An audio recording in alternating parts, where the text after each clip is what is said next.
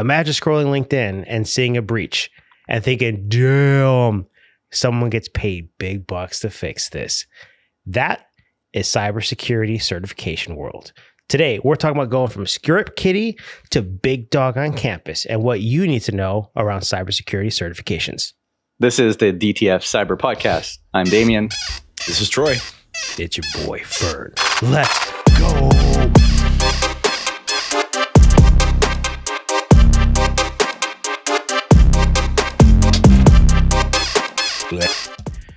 I have a confession to make, guys. I have officially 0 cybersecurity certifications. I might just be unhireable if you ask the experts out there. And for good reason, because there's a lot of people with certifications. And coming from the world of sales, right? Obviously, certifications in cyber aren't a necessity. So I've never actually gone after them. Now, to be fair or to be clear, I do have goals and an intent to get a few, right? But I haven't started that yet. So we just want to say that I'm not completely, off in the middle of nowhere doing no certs. But there's a lot of people that say one way or the other that certifications are key to your cyber career. And there's a lot of people that don't agree. So we want to chat about that today and figure out, for someone that's starting, or maybe we'll say new to cyber, starting in cyber, has been in it for a little bit and maybe at least a 10-year career, where you guys have seen in your experience, people should be focusing their time. Well, I think this is a really good topic because, I mean, a lot of people starting their careers, they don't know where to even start. I get that question a lot from people finishing school or even switching into cybersecurity from IT or other technologies. Where do I start? And I'll be clear. I do have the Cissp. I think that's the only one I maintained current. Mm-hmm. I think everything else I kind of let just fall off. So I had the privacy one, CIPT. I think there's a few others that I just never kept up to date with. And Cissp was the only one I kept. I think I got certified in 2010. So 15 years ago. I think I still have one of those early numbers. And my exam was bubble sheet paper, pencil and paper. I think nowadays it's computerized. But I remember doing that exam and thinking, man, if I pass this, I never want to let it lapse. Want to let it lapse because I don't want to do it ever again. And I was taking that exam with somebody else who had let it lapse the year before. And he said that was the biggest mistake of his life. He didn't value it. And this was 15 years ago. So to me, that's the only one I maintain current. And, some of these certifications, it's not just about paying the fee. You have to go and log your CPEs. You have to stay up to date. You have to document all this stuff and prove that you're staying up to date in the field. It's a lot of work. And sometimes it can get quite expensive to maintain multiple certifications. What about you, Troy? Yeah, totally agree. I'm the same. I have my CISSP, and that's all I really focus on. And I think it's good for our industry that we have folks that actually have continuing education, like a doctor or an attorney that has to go out and make sure that you get your, continuing education credits, that it's not a one-time and done education, right? And the question is, do you need a certification to get into cyber? I love what Fern said at the beginning. I used to think about all of the stuff we hear in the news around cybersecurity breaches and, just cybersecurity in general, and thinking, man, people get paid tons of money to do that. Why can't it be me? Right. And so going into this field, I had that same disillusion of how do I even start? And the question is, do you need a cybersecurity certification? I didn't have one when I started. I got it after I started my job and was actually working in the profession. And of course, for the CISSP, you have to have at least 5 to 8 years of experience in some of the domains that apply to cyber. So my point here is, for those on the outside thinking about, should I turn and pivot now at this age or this stage of my life? Absolutely, you can do it. I've actually referred cybersecurity to people who were previously in the military, police officers, plumbers, construction workers who do want to have that change of career. It is possible. It's an education path, and you have to be willing to do what's necessary to get that certification and to learn cybersecurity. But it is not an impossible hill to climb. So I think that helps. It's also not like a guaranteed path, right? There's no direct path to say, do this certification, you automatically will get a job in cybersecurity. Because just like you, Troy, I did not have a cyber certification. It was through my work in cybersecurity that I kind of just said, you know what, let me get a couple of certifications. Today, what I'm hearing from a lot of students is, hey, what kind of certification should I get? I want to get started in cybersecurity. I'm going to have my degree soon. What's the one certification I should go out and get? And the normal answer for me is that there isn't one single certification you can get. I think just the fact that maybe you want to go and try and learn and take these certifications gives you, maybe a leg up on another candidate who doesn't have a certification. But I don't know if that's necessarily mandatory as an entry level. I think it may help you stand out.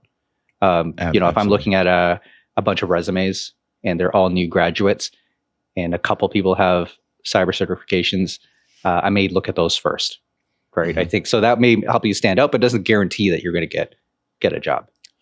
Absolutely. And I'm, definitely not saying that the CISSP is the only certification that I have today. I have a wall full of, certificates, but that's the one, like you said, Damien, that you maintain, that you continue to get CPEs for, and you value. And the reason you value it is because it's so hard to get. First of all, that's the hardest test I've ever taken. Second of all, it's so hard to maintain. And number three is that you have to maintain that knowledge base and skill.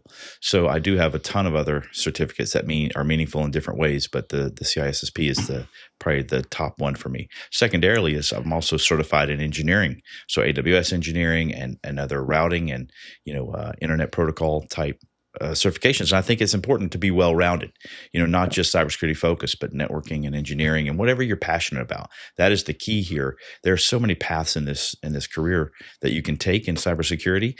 Following your passion is going to make it easier for you to learn and easier for you to get those certifications. And you're going to have overall job satisfaction if you do that. Yeah. Well, it's not just cyber, right? I think you mentioned something really good, Troy. I do, I think 5, maybe even like 8 years ago now, I got a cloud security. That wasn't even security, cloud certification. I just never maintained it. So I never put that one really on my resume or anything like that because it's been 8 years ago. But Fern, you were saying you were thinking about getting certifications. What were the ones you were focusing on? Yeah. So I was actually looking at just going straight for the jugular and going with the CISSP, right? So I think the first one before that is a CISA, I believe. I have to go back to the website. I think those are so CISSP. Somebody needs to vouch for your amount of experience. You're gonna put and I like Troy said, you had to have at least 5 years of experience in cybersecurity, and then somebody who has to vouch for you has to sign off. All right, which one of you guys is signing the paperwork for me? Not me. Sorry. Dang it. Well, I have talked to a few people about it. I've got a couple of vouchers already, so don't worry. I'm going to be okay with that. But I think before I talk more about that, I think Troy mentioned something. He said different areas, right? But he also said the word passion, and I just wanted to point out that because in the very beginning, right, we talked about, or not we, in the opening part, it was, we see these things happen, and the idea is that there's a lot of money to be made in cybersecurity. And I've run into a handful of people that I think are involved in cyber for the wrong reasons. And when I say wrong reasons, I'm saying they're chasing the money. And what I've seen, at least in my short term kind of working with a lot of people in cyber and talking to them, is if you don't have the passion for cyber and you don't have the drive to continually improve, and you don't have the desire to actually do the work, and maybe even the curiosity for it, you're going to get burnt out pretty quick. And some of the people that I've run across are kind of in this position where they're making really good money, but they hate the work, or they're making good money and they just hate essentially their situation. And I think that's a really tough spot to be in, because they did it for the money, which I think a lot of people are interested in the money, right? A lot of people want to make this money of a cyber professional, but they don't necessarily have the internal passion for the practice. So I think it's important for people to just maybe sit down and have an internal conversation and figure out if this is the route that they want to go, that they should really be committed to it. Kind of like an athlete, or I think an athlete's a really good one, right? With the World Series that just, ended a few days ago. I think I was watching a video about the double-sided player. I think his name is Shohei Ohtani. So I'm not a big baseball fan, but I found it interesting that, he's getting paid all this money, but he's only asking for $2 million a year. So he's getting paid $70 million a year for 10 years, but he's only getting paid $2 million up front. And the reason he's doing that is for a few different reasons. But, someone like him is kind of in a situation where they're allowing the team to invest the money that they could have paid him directly, or that they will pay him, long-term, immediately in other people. So he's building a team, right? And he's kind of putting the money second to the team. He's putting the money second to himself, even though he's still making really good money. He's not saying, give me the money today, I need it right now. Because I think he has the passion for the sport. He's been doing it for a while. And but let's be clear. Nobody's going to say, give me less money as a cybersecurity person because I'm having fun, right?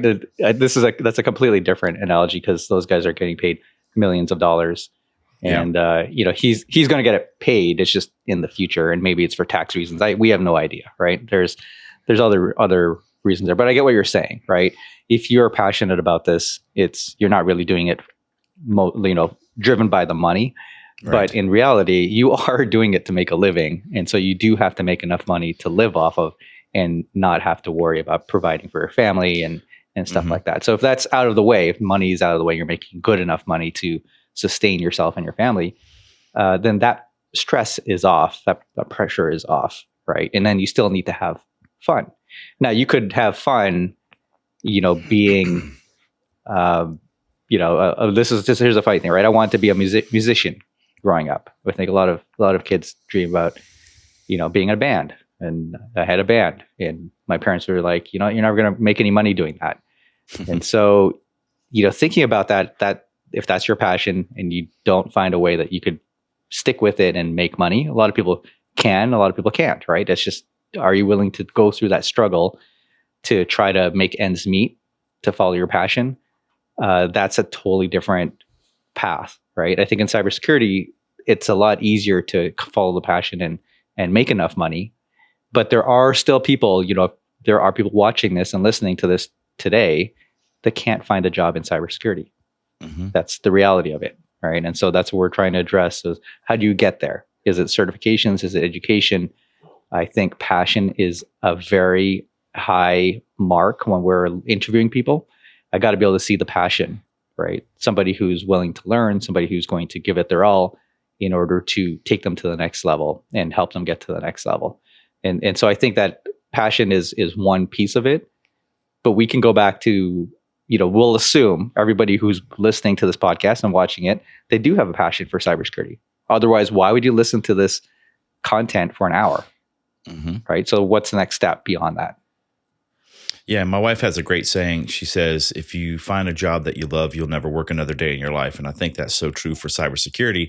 Those folks who find their passion, as I call it, in cyber, it's so important because they love what they do and their output is so much better. You can just see that difference, as Damien said, in an interview, but also during the course of the career. What I love is the project manager phase. And I always ask my interns to sit in with the project management team because they have their hands in every part of cybersecurity, from the SOC to the governance, risk, and compliance to the architecture team and to the identity team, you name it. So sitting in the project management space, you get to really hear and see what all these folks do. Not everybody in cybersecurity is a pen tester. That's the first thing most people think of is I want to be a red teamer. I want to go hack into things. Honestly, there are so many other rewarding careers in cybersecurity that you just don't know about until you get here.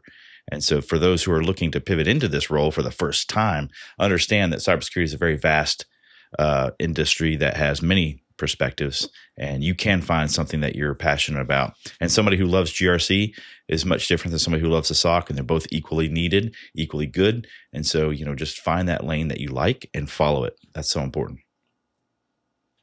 Yeah.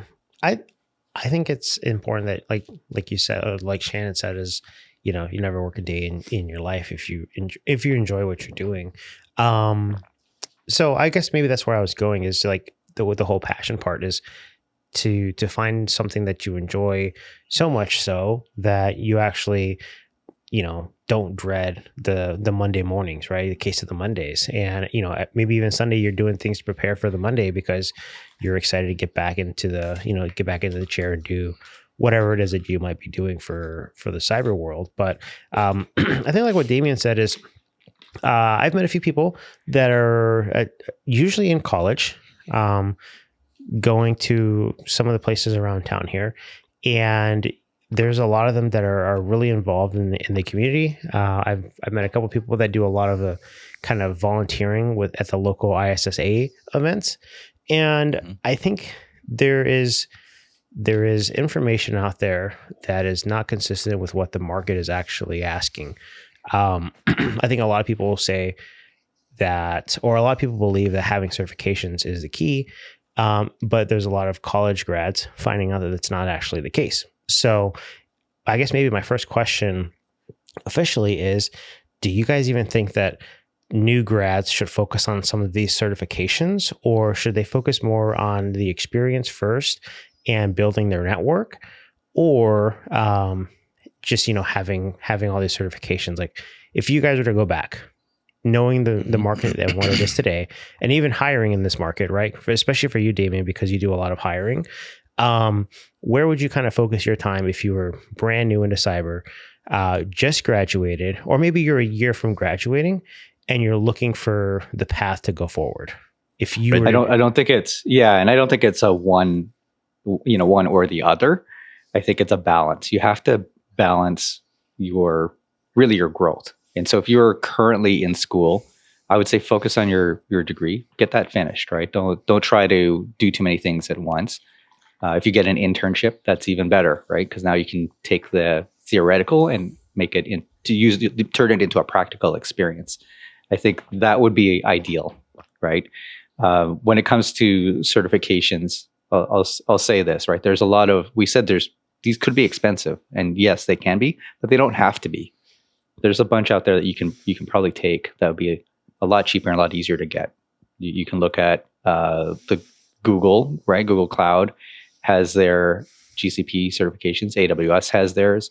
I'm sure Microsoft has theirs as well.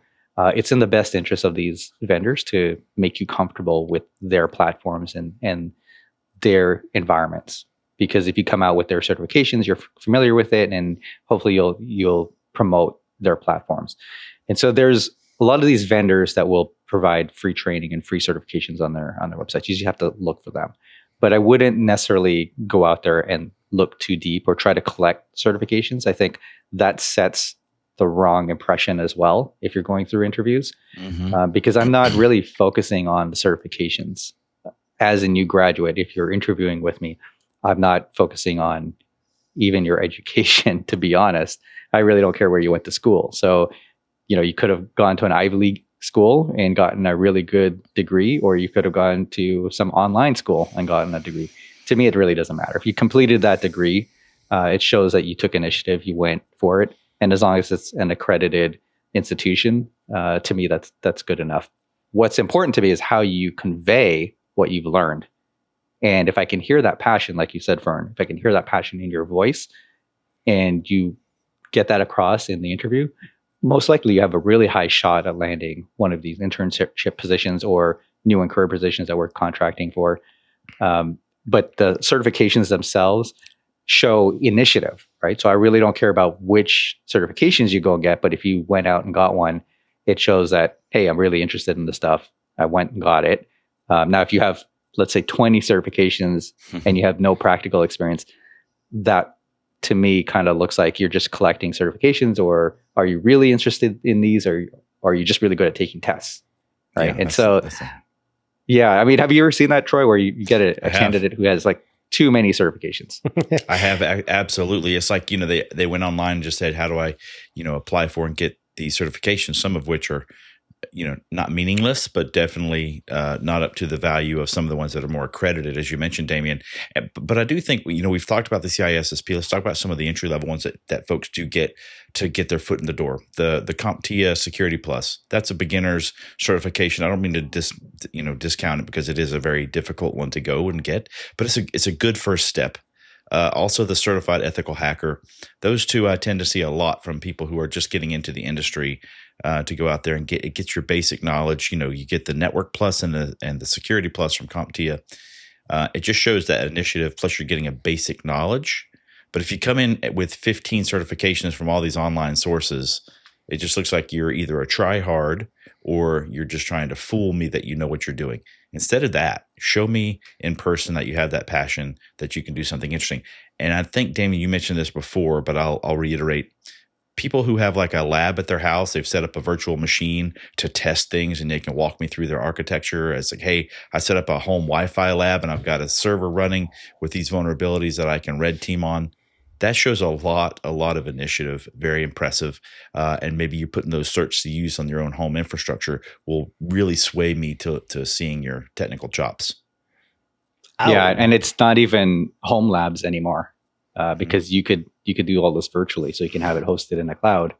I think having those side projects and being able to talk about them is way more valuable in that interview process. But I think the certification, if, like you said, Security Plus is a great beginner one. I'm not knocking it. It does have a broad range. So for any beginners out there, and Fern, I would say to you, right, if you're going to look at anything, go look at Security Plus first, because it covers a wide domain of cybersecurity. And even if you don't get it on the first try, I always say, like, it really doesn't matter if you fail on the first one, as long as you get it eventually. But if you're learning stuff along the way, I think that's good. Right. So just getting the book and reading through it is a start. I always ask students as well, or interviewees, how did you prepare for the certification? Did you take a boot camp? Did you self-study? How did you find it? And so if they can't even tell me how they prepared for it and some of the challenges they found or what domains they had issues with, then you kind of know they really didn't learn through the whole process, right? Their goal was to just get the certification.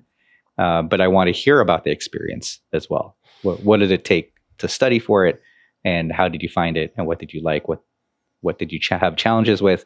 Because that whole process adds to your experience, right? And even if you failed on the first attempt, I want to hear about that, because to me that shows that you didn't give up.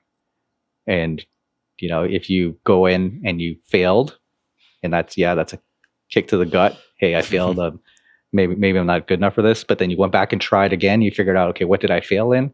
And then got the improvements and went back and passed. I think that is a huge story of resilience, personal resilience to me. Yeah, absolutely, Damien. In 2014, I took a boot camp here in Vegas that was paid for by my employer. It was 40 hours, and then that's how I was able to pass the CISSP. It's a very difficult exam. So just for those of you who haven't taken it, you have to prepare pretty studiously. But secondly, if you're in Vegas, ISSA chapter here runs a CISSP boot camp every quarter. So if you can log on to something like that, not log on, it's in person.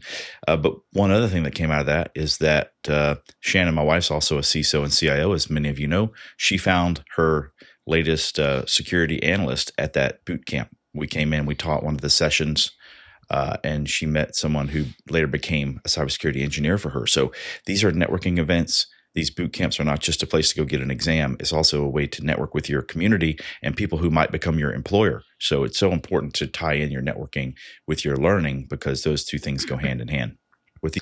Yeah.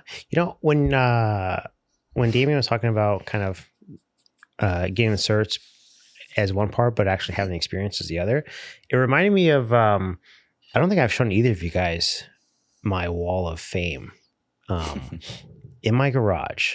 So back when COVID started, everyone had to work from home, and I was in Texas at the time, and I had my own office, and I wanted to do like a cool background, very similar to like a weaving pattern. And I had someone come in. I showed them a picture of what I wanted, because I kind of drew this out. And they're like, "Oh, is it going to be over 15 grand to do this?" I'm like, "Yeah, you guys are dumb. I'm not paying 15 grand for that." So what I did is I went out and bought every DeWalt tool that you could pretty much buy that's wood related or power tool. And I spent $2,500. And for the next 2 months, I built this wall. I have pictures I'll show you guys, but it's one of the best walls I've ever done, right? And from there, I've built more stuff. Like I built the studio, right? I've built built-in cabinets in our living room. I've done a lot of trim work at our house. I've recently just did floor or baseboards, crown molding, and then window casings in a number of rooms in our house. And I just did it all by myself, right? Because I have the tools and the skill to do it, right? And I think that is very similar to the certifications where there's a lot of people that collect these certs where it's just a bunch of tools that they can get and put them on their wall. But until you have like pictures of work that you've done or things that you've built, and you can talk about the lessons that you've learned. Like when I was doing crown molding, I've never done crown molding in my life. The first room that I did, I honestly almost quit because the way that this stuff works and cutting around angles and open corners, wide corners, or like inside corners, you cut this stuff differently. And once you cut a piece and it doesn't actually fit, you pretty much have to scrap that piece because you know, unless you can reuse it on a shorter length, that piece is done because it just doesn't look right. So I spent a lot of money and I wasted a lot of money on some of these early projects, right? But I think it's a good example of very similar to security where you can't just collect the tools, and in this case, the certs, and just put them on your wall and say, look what I can do. You kind of have to have projects or things that you can show people and the story behind the learning as you went through that. Just like when I built the studio, I learned a lot with the lighting and things like that. Because those, one, make for great stories, but also two, shows your competency. And so while certs are important, I think the story behind actually how you've used them or what you've learned along the way goes even further in the interview because it shows that one, you have it, you have the tools and the skill, but you also have the ability to translate that into something meaningful. That's all I had to say. Yeah, I mean, there's a lot of things you could do, even in a meaningful way, with things you learn online. Let's take Python scripting, for example, right? Maybe you can do your own personal automations using Python. And if you can explain those or do these side projects, it just adds to the real world experience of scripting. And so you can go out there and get a Python scripting class certification or whatever it is, but if you don't have it in a practical use experience, what does that really prove to us, right? You just collected a class completion certificate or some certificate that goes on your wall and just stays there. But if you never use it, it's what good is that, right? So I think there's a lot of practical types of classes online, a lot of capture the flag courses that you could probably sign up for. I won't mention any of the vendors here, but there's a few that I recommend personally to a lot of students, and they go out there and it's self-exploratory. You don't have to wait for an instructor all the time, and they're designed in a way to teach you how to look for vulnerabilities or look for information. I like them too. I'll go through them when I have time because to me it's like a puzzle, and then try to get some of these environments for existing security analysts to keep them sharp. And so there's a lot of these hands-on type labs online that you could just go and find and take those classes. Yeah, absolutely. And you mentioned something very important, Damien, is Python is so important to cybersecurity. We had this guy, I'm sure he wouldn't mind me mentioning his name, Sean Sajo, at my last company. And he was really proficient with Python. He was in cybersecurity, but he became this draw for the IT team, for the operations team, and for cyber teams to try to connect things and help with automations and do all these amazing things. He just became this invaluable resource. And I was recently a reference for him. He went to a company that is a household brand and running some of the cybersecurity automations and scripting there. So that skill of Python is invaluable, and it really showed he was passionate about it. He was able to do things that others couldn't do in cybersecurity, even within our own big Fortune 500. He was able to tie it all together, and then he got an amazing opportunity at a very well-known household brand. So that is an invaluable lesson to learn if you can jump on Python and code. So a lot of that's like early career stuff though, right? Like some of the things that we've talked about is kind of the CompTIA, right? The network and security part, which by the way, I wrote in my notes. So if you were to look at my iPhone notes, I've obviously heard about them, but I think maybe I'm even a little bit disillusioned when it comes to kind of what you see online. There's like CISSP is like gold standard. So I just have my eyes set on, I just, like I said, go for the jugular. But with this one, I think with the CompTIA, I think that's great for people that are just starting out, right? And what about someone that's kind of mid-career? Because there's a lot of conversation around it. Or people saying that it's hard to get a job even with certifications, right? So, and people value experience.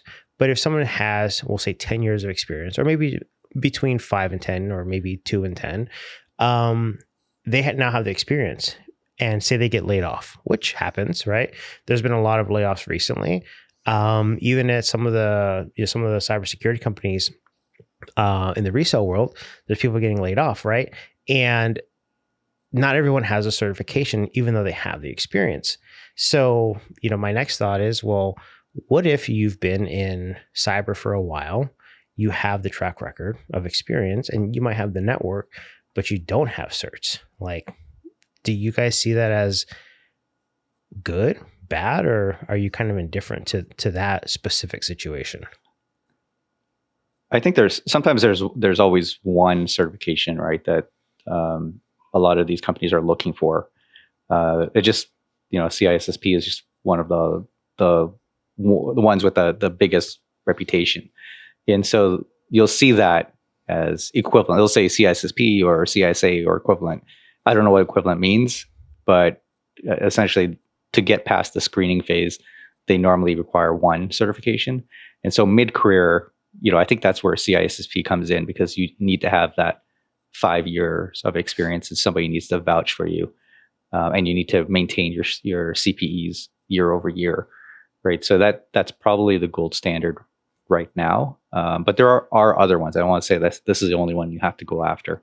I think it really depends on what you want to do with your career, right? I think CISSP covers all the domains, but there are going to be ones that focus on auditor-specific functions, right? So if you're going to be an auditor, or you are an auditor, you want to focus your career in that space, go after the ones for auditors. If you want to focus on privacy, there's privacy certifications that you can get. I had one of those, and I unfortunately let it lapse, but you can focus on privacy. And so you could figure out where you want to take your career, and just tailor your certifications to meet that, right? Don't go across and say, okay, I'm going to do the CEH and become a pen tester, but I really want to focus on auditing or privacy.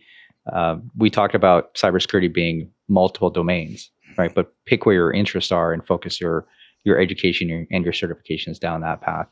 It really, really depends. I can't say there's one or another. And Troy and I both have our CISSP, so that probably says a lot for that certification. But I don't want to tell people, hey, this is the only one that you need to get, because there's other paths. Yeah, the SANS courses are pretty impressive as well. But here's the challenge that I see, Fern, for folks in this specific bucket, right? Big companies tend to have one person doing a specific role. So they may have a single person doing all of one particular part of cybersecurity, whereas smaller businesses have one person that wears multiple hats. And so it depends on where you come out of. But what I've seen the biggest challenge is for somebody from a large company who has 10 years in cybersecurity, but only did one thing in their entire career, that was their focus area. And now they're trying to get a job, and nobody's hiring for that specific skill set. And so if you're in cybersecurity, and let's say you have a very limited purview of the industry wherever you are, you may want to start just kind of reaching out and networking with other peers inside your company to get some experience or knowledge base or understanding of how other departments work in cybersecurity. Because as you hit the job market, there's a better likelihood that you're going to find a more generalized position available than it is a very highly specific position available at a large company. Those jobs are very rare. So I have seen mid-level cybersecurity folks struggle with that specific, finding their niche again in the new company. Yeah, that's a good point. Like, don't silo yourself, right? I think that's, even if you are even if your job has like a specific function for you, it doesn't mean that you personally are pigeonholed into one area. I'll take, for example, people who start in a SOC, right? That's very common. You start in a SOC and your only job is to look at alerts and respond to them. Well, that doesn't mean you can't go outside the box and try to automate some of that function, right? If you think about this, if you're getting the same alert over and over and over, and no one's figured out that, hey, if I just script this, I can automate the response and make my life easier, maybe now is the time for you to think about that and start to play around with those side projects inside of your job. So you could quickly go from somebody who's just looking at eyes on glass, responding to alerts, to somebody who's developing automations and scripting, right? And even branching out and saying, hey, I see these alerts all the time. Here's where I think you could probably engineer a better solution and speak to the security engineering team or the architecture team, right? So you want to kind of grow yourself within your role to be able to give yourself a broader range of experience. But you mentioned something, Troy, about SANS. If I ever see SANS on somebody's resume, it's an interesting one because the SANS classes and certifications are not cheap. I think they're probably the most expensive. You're talking $7,000 for a 1-week class. Right now, these are really good. So I don't want to say, hey, it's not worth it. But for the average person to pay that out of pocket, that I don't really see a lot of people saying, hey, I shelled out $7,000 and I did the class. And most times it's paid for by an organization who's up-leveling their employees, which is a good thing, right? But I want to make that clear. I don't want people to go out there and spend $7,000 and get a SANS cert because out of pocket, that's kind of pricey. I agree 100%. It's a great education path if you have access to it. But there are so many others out there that cost less or are free that may carry the same educational weight. So please be careful when you're deciding on what to take. And if you're a leader, I'll tell you this, you can reach out to SANS and buy those credits in bulk. I've done that before. They're much cheaper, especially if you can budget for that in your budgeting cycle to say, I want to send 10 people to a SANS class next year. You can reach out to them and they'll give you an enterprise type pricing. So you're not paying the full $7,000 per person. Now, I don't know what that discount will be. You'll have to work out to your rep and figure that out. But always negotiate that, right? And that will help you try to up-level your team. One of the questions I do have for you, Troy, have you ever sent somebody to that type of training and then lose them the next day? Yeah. So again, with the SANS, we did have a budget item for that to pay for those classes, and it's an extra $1,000 for the certificate. So if you are an employer sending your folks to those classes at that expense, I would recommend that you require them to pass the exam at the end of it, because you can do a retest for $600 after the exam, but you want them to have that certification if they come away from it. You're paying that kind of money for the education. You want to get a cert. So I have certainly upskilled that. I've never had somebody leave within 6 months or even a year from taking that course. I think the investment in the people and the culture that you build will help create retention, even in places where money is not exactly equivalent to others in your industry. There's a lot of companies out there that just can't pay what the big tech companies pay, or maybe pay what other companies in their local environment pay. But if you create that culture where you're rewarding those who work hard with things like SANS trainings, you can get retention to stay high. Yeah, I'm not sure if any company really makes you sign a retention agreement. I've seen that in the past. I don't know if they're enforceable, but if we send you on this class, you have to stay employed for the next year, or you got to pay it back.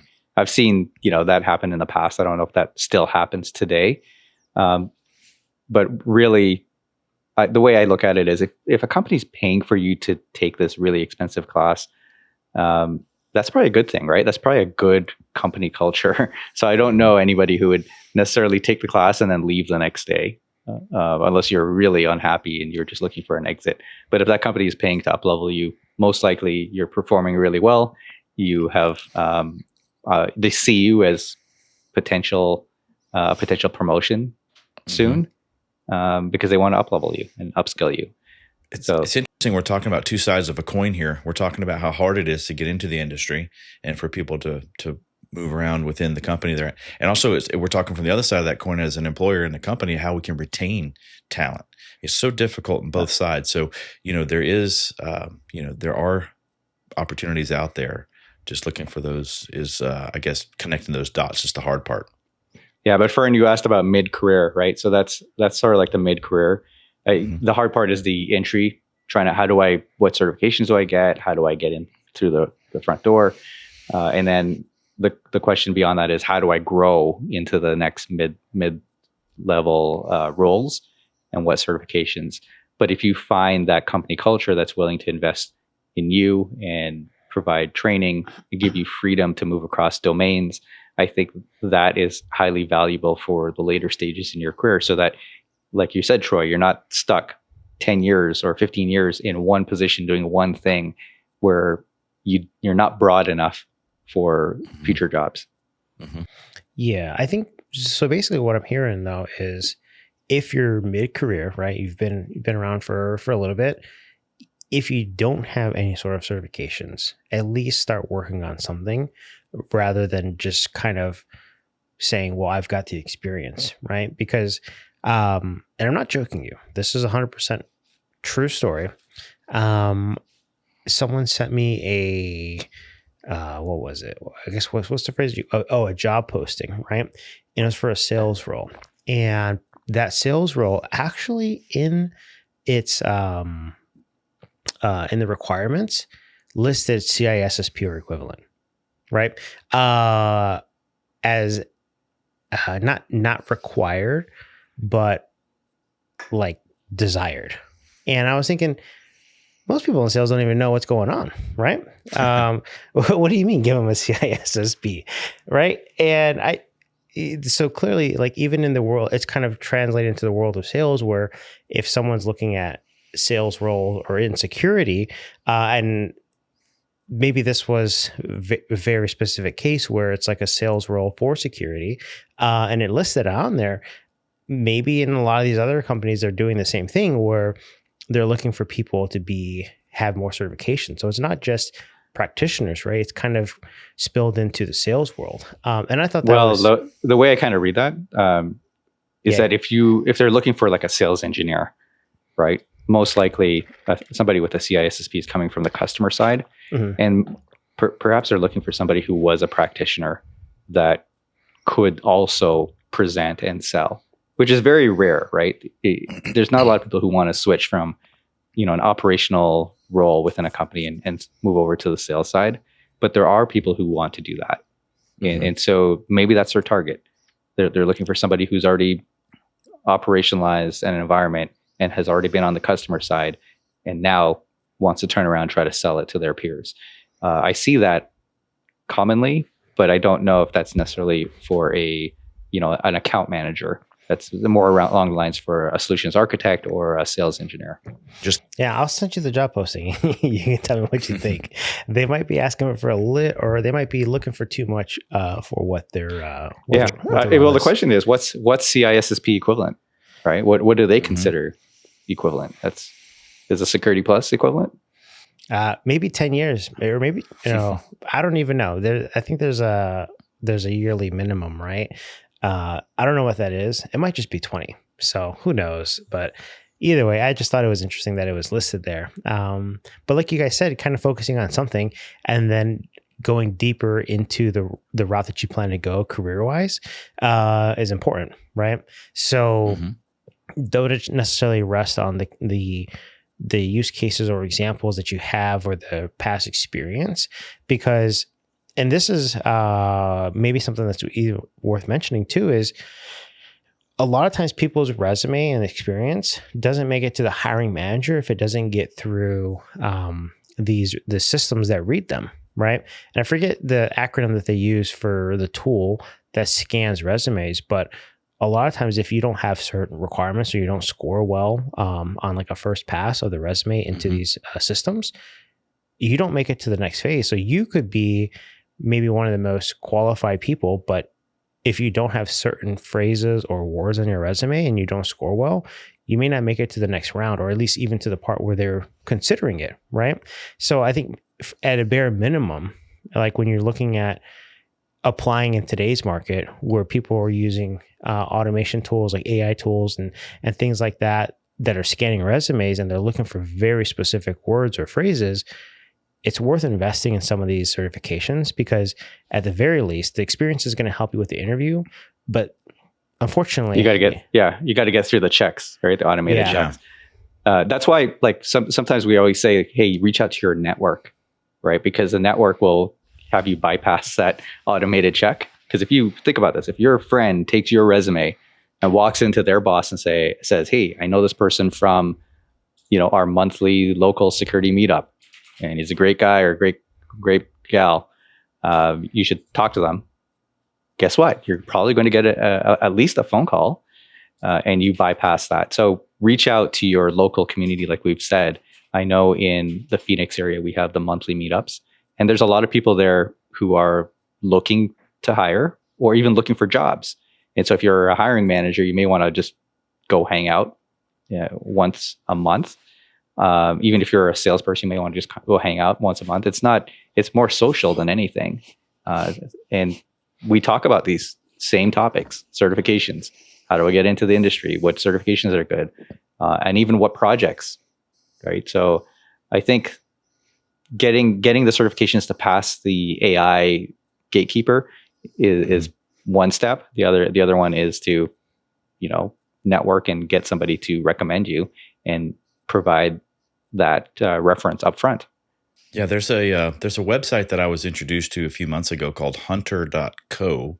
That's huntr.co. And it basically, you paste the job description of the job you're applying for, and then you paste your resume, and it will grade your resume keywords versus the job posting and give you a 0 to 100 score, and it'll show you areas where you can improve and align your actual resume to that specific job posting. So that's pretty cool. As a hiring manager too, we're all aware of AI tailoring your resumes, and so what it says on your resume is just one thing. One thing to get you in the door and get that interview. The question is, what have you done? Where are your interests? And if we're talking about certifications on this one. If you've gone and gotten, say, a Google Cloud certification, have you used it? Right? Have you gone and spun up your own GCP? What have you done with that? And so it's one thing to get that certification. The main meat of it and the interesting part is, how did you use it? Right. Mm-hmm. Yeah. I think to Fern's point, I think this is an understated part of what we do in the industry is, so many HR departments are using automated tools to vet potential candidates. So if you don't have a personal introduction to the hiring manager, just getting that first phone call with the team is so difficult to get through these automated systems. So I think we should be better about how we actually, disqualify people in that process. And I think automated tools are great for finding good candidates, and supposedly HR is using it to, improve their overall workflow. But at the end of the day, we're missing really great candidates who are very qualified because they didn't have the right word on their resume that matched some automated check. Yeah. The other automated check that actually drives me crazy is like, you go to apply for a job and it asks you how much salary you're expecting. That's one of the questions. And you have to put a number in there. Mm-hmm. That to me, that's so tricky because the salary itself is just one component of the whole compensation. And so that I don't know about hiring managers putting in any kind of salary expectation in there. If you're going to interview and they ask you about that, I think there's strategies, right, on trying to at least land the job, but it's never, especially early career, maybe mid career, you're not so tied to the actual compensation. Later in your career, maybe you are, but still, I'll tell you at our level, at the senior level, it's never about the, the salary. There's other things there that, there's more in it, right? There's bonus conversation. There's targets that you have to hit. Maybe there's equity in a company, and that's always things, there are main things, even like working environment, right? Am I going to have fun in this environment? Am I going to enjoy what I do? Or is this going to be highly stressful? I think about this as a CISO. If you walk into a situation, the question is, what happened to the last person? Right? Yeah. Did you have an incident? We don't use the B word. Is there an incident that I should be aware of? Why did that incident happen? Was it lack of funding, lack of support from the executives, the board? So, there's all these things that you probably want to take into consideration of why they might be paying. Let's say if they're paying well above the market, there's probably a reason why you can't keep people, or they really want somebody specific.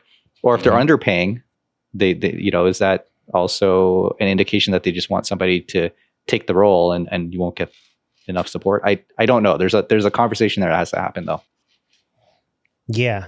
If someone's paying you double the market, run.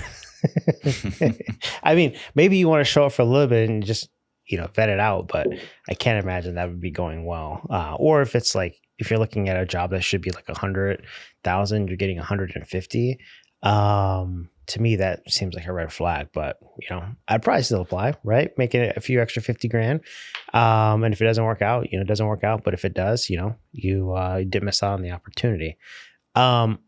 So we covered like early stage, right? Mid stage. I don't necessarily think like late stage career is as important around the certifications, because I think at that point, people have the network, people have the connections, they have the ability to call someone, get their phone call, picked up, and then sat in front of maybe a hiring board or things like that. So I don't necessarily think it's as important at that stage. But is there anything anything that we didn't cover around maybe the early stage stuff that you guys think is worth mentioning? Yeah, just for me, I would say your network is your most important thing right now. If you're trying to get your foot in the door, go to these local meetups, get the certifications that are important to what you want to do, the initial foot in the door type certifications, Security Plus. But the most important thing is to network in your community. Find people who are already doing the job, ask them where they're going, and go to these local ISSA, CISSP, ISC squared type things where you can meet others who are doing what you want to do. And just, shadow them. And I think luck favors the bold. Go after it first. Yeah, don't be afraid to, network. And as you network, ask for what you want. Don't be scared of that. So if you're in a social setting with a bunch of other security people, some of them might be your peers. Some might be, your seniors or even hiring managers. Don't be scared to say, this is me. This is what I'm looking for, because you really want to. Actually, I would even say this goes to within your jobs, right? If you're talking to your manager, be open about what you like to do and ask for those opportunities. Because if you want to move up in the same organization, well, how are they supposed to know if you don't tell them, right? So I always tell a lot of the students, just ask for what you want. The worst they could say is no, but at least you're asking and you're being, you're being open in what your passions are. So if you're networking with people, looking for a job, what kind of job are you looking for? I wouldn't necessarily settle, but also early in your career, you want to just get experience. And so just get your foot in the door and learn about that organization. Maybe there's ways for you to move up in a year or two. We see that quite a bit, where somebody starts in, let's say, GRC, but they want to move over to the SOC, or they start in the SOC and they want to move over to GRC, or they want to go into identity and access management, right? So there's different roles within a security organization. But I'd say just be honest with what you want to do, because like you said at the very beginning, Fern, if you end up in a job that you just don't enjoy, you're not going to have fun, right? And it's going to be very stressful. And when you get stressed out, that's going to show in your attitude at work. And then you're just going to be seen as a poor performer. And guess what? You're going to have a hard time getting a good reference to find that next job if that's your attitude. And so be open with what you want to do and try to figure that out throughout your experiences of what you like, what you don't like. Yeah. And then plus, if you're having a terrible time at work, it's for sure going to spill into your personal life, right? So you might have kids, you might start yelling at your kids more often, you might be more frustrated, you might be a shorter fuse, right? When it comes to situations that happen at home. So that's another issue too. And then that's even worse, because then you go for the security, for the money maybe, or you're doing it for certain reasons, you find yourself in a position that, you're not happy. And then that kind of spills into other parts that kind of frustrate and ruin things for you. So it kind of just domino effects into more areas than people would, obviously like. So I think that's important as well. But what I will say is when you go to these events, I've been to a few, and sometimes it's a, with, I guess, say luckily with the podcast, it's a little bit easier to walk up to people and say, hey, my name and whatever else. But I understand it's not that easy for other people. And especially like people that aren't involved in security already and they're trying to get in, maybe they're in college. So I actually went online and there's a guy, I can't think of his name, but if I saw his face, I tell you, this is him. I could pick him in a lineup, right? And I was looking for something specific on, when you're going to an event and you don't know anybody, what do you do? Right. A lot of times people sit there, they'll sit alone, they'll play on their phone, and they won't really say anything to anyone until someone brings them in or talks to them. And so what I was looking specifically for was how do people kind of get involved with a conversation? And this guy had a really good phrase, and so I'll tell you what it is. And it's, hi, my name is, I came here alone. Do you mind if I join? And the reason that this performs so well is, one, you tell them who you are, you let them know that you came alone. So they realize that you're not there with anyone and that you're putting yourself out there and you're taking a chance on, meeting people. And you're just being polite and saying, hey, do you mind if I join in on the conversation? So it's easy to walk up to a group of people that might know each other. And if a random person were to walk up to me and say, hey, this is my name, I'm here by myself and I love to join, I'd be like, yeah, that's fine. Come on in. Versus, how do you walk up to a group of strangers, I think is what they were getting at. So if you're looking to get into cyber and you go to some of these events, but you don't know what to say, take that line. I can't take credit for it, but I think it's a really good one. It's something that I've used, I think, like twice now. Yeah, but those networking events that's what they're designed for, right? For you to meet people. So you shouldn't feel shy. That's why I said you just walk up and say, hey, where do you work? I'm looking for a job, or I'm currently a student, or I work here and I'm currently a SOC analyst. And just have that conversation about, it's easy because you have something in common already if you go to these security meetups, right? And then the second time you go, you see the same people. Hopefully, well, first of all, try to remember all their names, right? at least the interesting people. I know it's hard when you walk in and you meet like 30 or 40 people. It's hard to remember everyone, but you'll remember the important people or the interesting people. And same thing, right? They'll remember you if there's something interesting about you. One thing, and Fern has seen me do this, right? I'll walk in and sometimes I have magic tricks or just a pack of cards and I could do a trick, right? Do a magic trick. And that's always interesting, right? To get a conversation going. And, once in a while you run into somebody else who can do their own magic trick. I think last one we saw Tony do a magic trick back on us, right, Fern? I think that's always a conversation starter is, hey, can you maybe go on YouTube and learn a magic trick and do it right there, right? Walk with a pack of cards. But anyways, it's fun to get that conversation started somehow and make it interesting. And Fern, you're the most approachable person I've ever met. So I don't think anybody's going to have a hard time walking up and striking up a conversation with you or vice versa. But the one thing I do, instead of looking for a group of people who are already talking, I scan the room for somebody who might also be alone or it looks like they're standing by themselves and just walk up to them and like, hey, I'm Troy, what do you do? Or I work at this company. What do you do? And then that kind of starts it off because I also see somebody else who's, struggling to make contact with someone. And then we strike it up and then we join together into that group and so on. It is a networking event. Do what you're most comfortable doing. But I like to find somebody who also looks to be by themselves and, go over and introduce myself to them. Yeah. Fern's had people scared, right? He's had people scared to walk up to him to say hi. A celebrity. Baby celeb. I will say if you're gonna do a magic trick though, make sure you practice it at home and like do it with a spouse or like your parents or someone you know. What are you saying? You're saying my trick failed? No. I'm just saying if you're gonna do a trick, make sure you're good at it because if it fails, like You want to be Oh, that's memorable? no, but of course you will be. Of course you will be. Like, could you imagine? You go up there, you're like, hey, you want to see something really cool? And you're like, oh, crap. Yeah. That wasn't supposed to do that. And of course, you're still going to be memorable. You tried, right? Yeah. Or you could just be the person that pretends they're a magician and you just fail every magic trick. So whenever you show up to an event, people are like, oh, here's the fake magician. Right. And that's just what you're known for, right? You're just the guy that tries to do magic, but you fail every single time, but you're good at cyber, right? That's the point. Maybe that's a tagline. I suck at magic, but I make things happen in cyber. I do have to run here in a few. So magic trick might just be gold. Anything else I think that you guys would maybe add on that we didn't talk about before we wrap this one up? I'll go first here, and just remember, we do have an email address. It's info@cyberpodcast.net. If you have any specific questions, feel free to email us there. Put your comments in the video here in YouTube as well, and we'll be glad to get back to you. I know we couldn't cover everything in this short period of time, but there's so much to this industry, and welcome to everyone.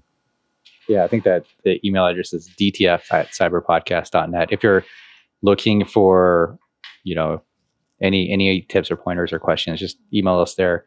We do know people who are looking for hiring as well. You can reach out to us on LinkedIn. I would say, look, certifications are not necessarily the guarantee to find jobs. And it's also not going to mask somebody who's not interested in cybersecurity. I think it will get you through the front door. Be careful, be selective on some of these certifications. Even if you have 20 of them, you don't need to put all 20 on your resume. You can put the most important ones. And then once you get to the interview, you can talk about your experiences with some of the other certifications. So I'm not saying don't go out there and get certifications. I'm not saying go out there and get a ton of them, but be selective. Use it as an education pathway, and network. I think the networking piece is important for your career development. And what I will say is, as a non-cyber practitioner, right? Because, I don't actually work in cyber. I'm more so from like the world of sales.